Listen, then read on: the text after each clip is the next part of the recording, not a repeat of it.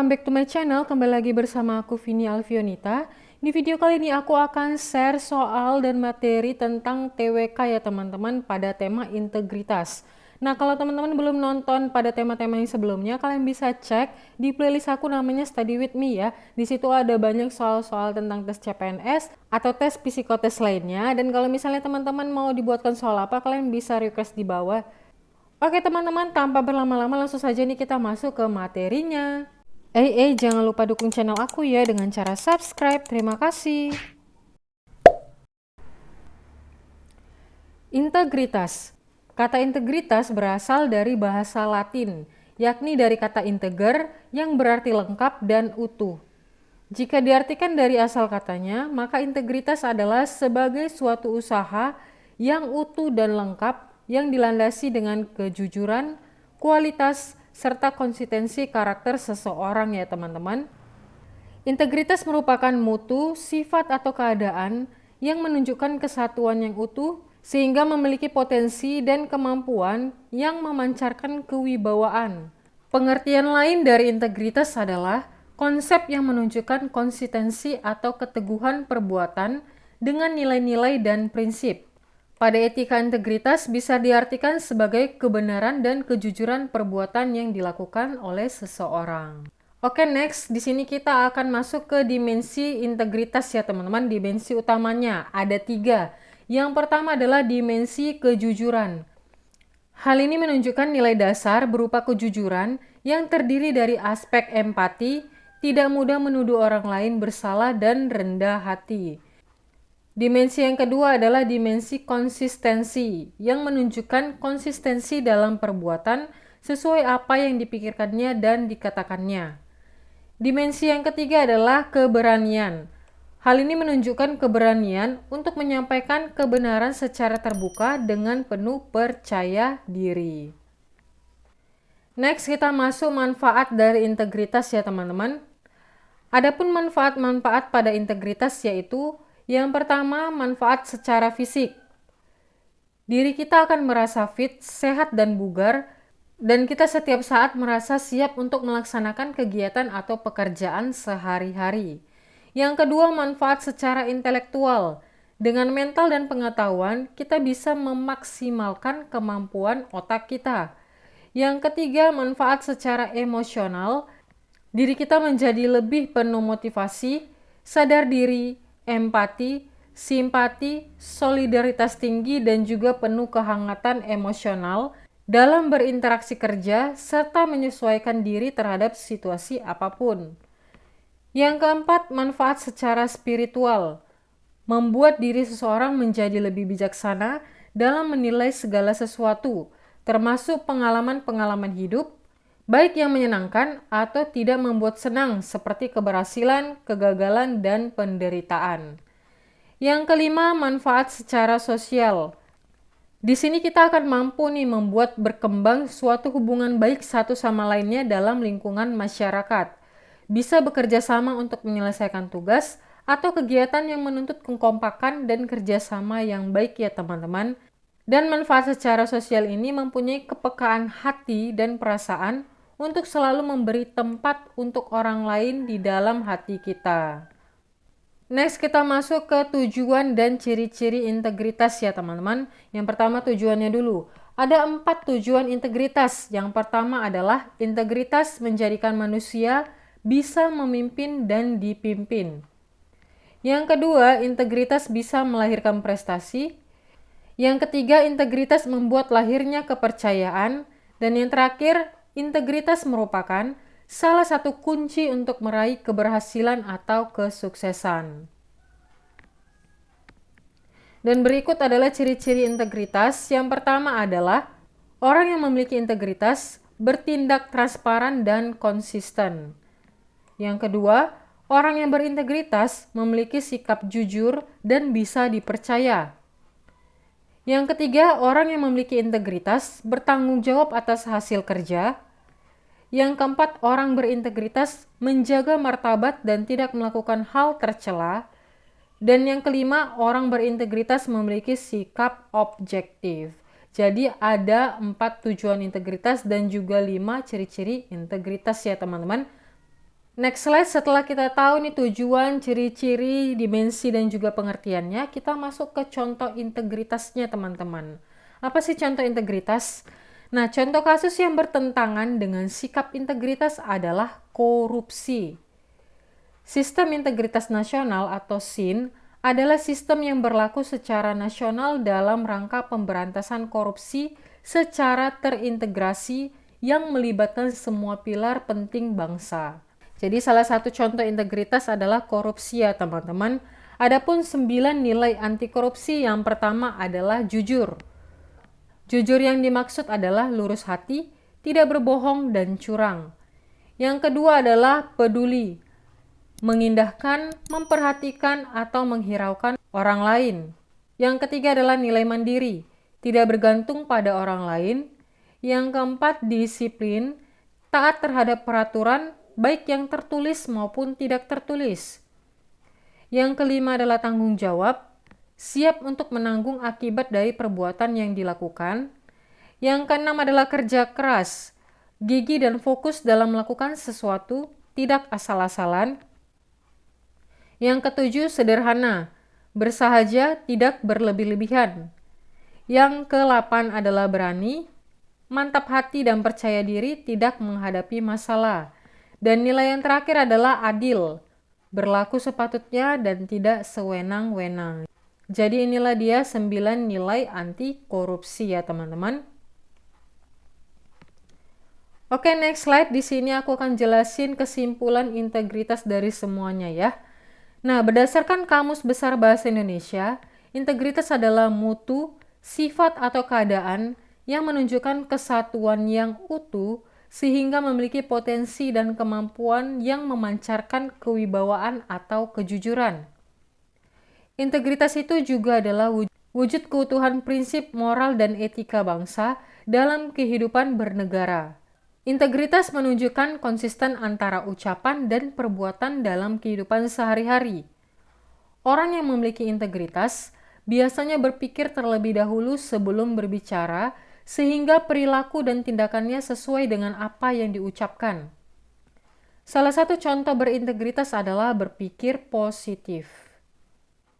Integritas merupakan gambaran diri Anda dalam suatu organisasi atau perusahaan yang terlihat dari perilaku dan tindakan sehari-hari. Integritas ini menunjukkan konsistensi antara ucapan dan keyakinan yang tercermin dalam perbuatan sehari-hari. Integritas ini sangat penting ya teman-teman karena dapat membangun kepercayaan, memiliki nilai pengaruh yang tinggi, dan mempunyai standar yang tinggi. Oke, setelah kita masuk ke materinya, sekarang kita masuk ke dalam soalnya ya teman-teman. Di sini aku akan kasih jeda waktu 10 detik untuk teman-teman menjawabnya. Kalau teman-teman merasa 10 detik kecepatan, kalian bisa pause dan nanti kita akan jawab bareng-bareng. Oke, sekarang kita masuk ke dalam soal nomor 1.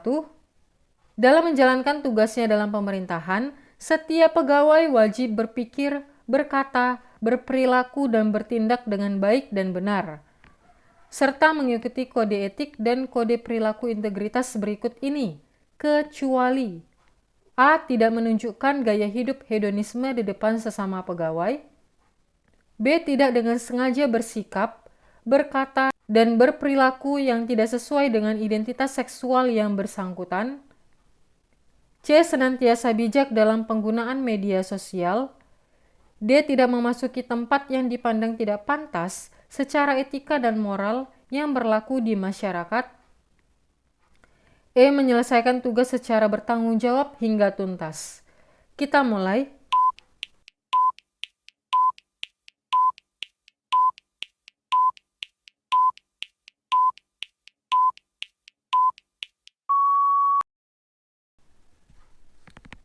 Stop. Jawabannya adalah E ya teman-teman, menyelesaikan tugas secara bertanggung jawab hingga tuntas.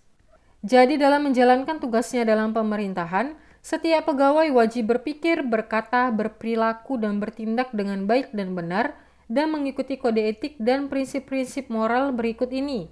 Yang pertama adalah tidak menunjukkan gaya hidup hedonisme di depan sesama pegawai. Ini benar ya teman-teman. Yang kedua, tidak dengan sengaja bersikap, berkata, dan berperilaku yang tidak sesuai dengan identitas seksual yang bersangkutan, ini benar. Yang ketiga, senantiasa bijak dalam penggunaan media sosial, ini benar. Yang keempat, tidak memasuki tempat yang dipandang tidak pantas secara etika dan moral yang berlaku di masyarakat, ini benar. Dan kemudian tidak dengan sengaja menemui pihak-pihak yang berpotensi menimbulkan konflik kepentingan kecuali dengan penugasan. Jadi yang ini tidak termasuk ya teman-teman. Next kita masuk ke soal nomor 2. Berikut yang merupakan contoh bentuk pelanggaran kode etik integritas di lingkungan kerja adalah A. Minum miras dan melakukan perjudian sehingga dimuat dalam media massa lokal. B. Menolak inovasi pihak lain secara agresif terkait aplikasi laporan kependudukan. C. Dengan sengaja tidak melayani mengacukan pertanyaan klien yang hendak berkonsultasi ke kantor. D. Menemui wajib pajak tanpa adanya surat tugas terkait pekerjaan di suatu restoran. Dan yang E. Tidak mencatat tanda terima penyerahan berkas. Kita mulai.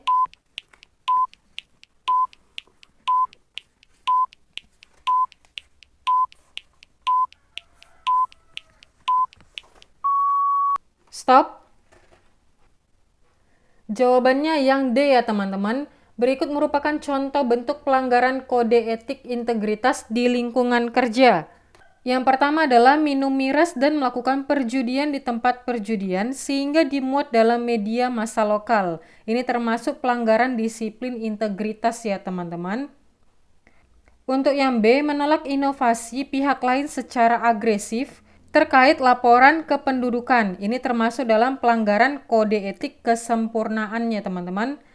Untuk yang C, dengan sengaja tidak melayani, mengacukan pertanyaan klien yang hendak berkonsultasi ke kantor. Ini termasuk dalam pelanggaran kode etik pelayanan. Kemudian yang terakhir, tidak mencatat tanda terima penyerahan berkas. Ini termasuk kode etik profesional ya teman-teman. Jadi yang merupakan contoh bentuk pelanggaran kode etik integritas itu adalah menemui wajib pajak tanpa adanya surat tugas terkait pekerjaan di suatu restoran. Next, kita lanjut ke soal nomor 3.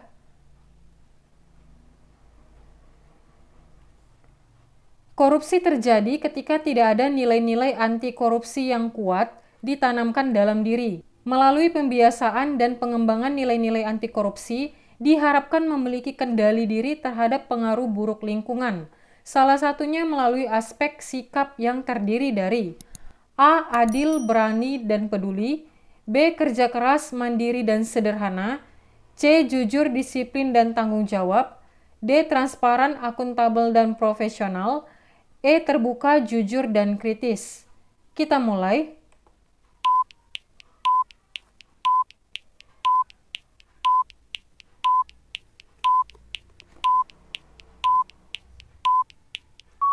Stop.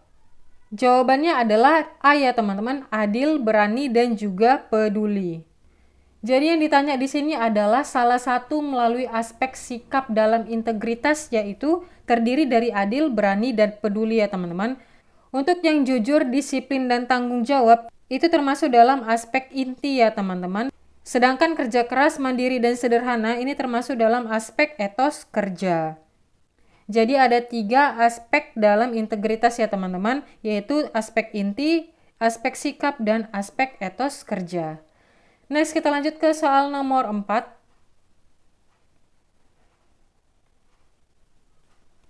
Berdasarkan sudut pandang Sistem Integritas Nasional atau SIN, hakikat atau makna ideal pemberantasan korupsi yang dilakukan di Indonesia adalah A. Membuat sengsara para koruptor beserta keluarga dan keturunannya.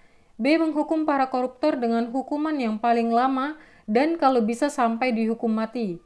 Yang C. Memastikan tujuan nasional dapat tercapai. D. Dikenal di dunia internasional sebagai negara contoh pemberantasan korupsi. Dan yang E. Terciptanya sistem anti korupsi yang efisien dan efektif. Kita mulai.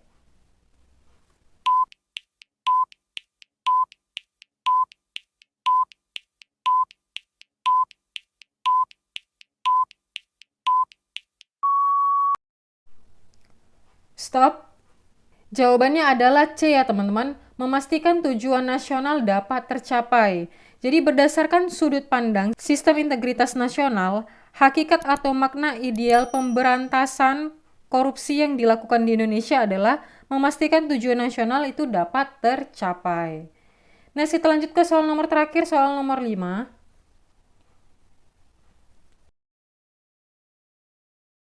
Dalam praktiknya, integritas selalu dikaitkan dengan kredibilitas, di mana integritas berkaitan dengan urusan hati ya teman-teman. Sementara kredibilitas berkaitan dengan A. Komitmen, B. Kekuatan, C. Etos kerja, D. Intelijensia, dan E. Kualitas. Kita mulai.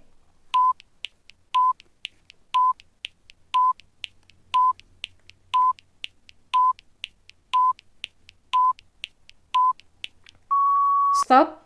Nah, khusus soal nomor 5 ini seperti biasa, ini menjadi PR teman-teman ya. Kalian bisa komen di bawah untuk jawabannya. Dan kalau misalnya teman-teman punya jawaban yang berbeda dariku, kalian juga bisa komen di bawah. Oke teman-teman, segitu aja untuk materi, soal, dan pembahasan tentang integritas. Kalau kalian suka, silakan like. Kalau ada pertanyaan, ide, tanggapan, atau saran, silakan komen di bawah ya. Dan jangan lupa please teman-teman dukung channel aku dengan cara subscribe, agar aku semakin bersemangat lagi untuk membuat video terbaru lainnya. Dan bagi yang udah subscribe, aku ucapkan terima kasih banyak. Sampai jumpa di next video. Bye-bye.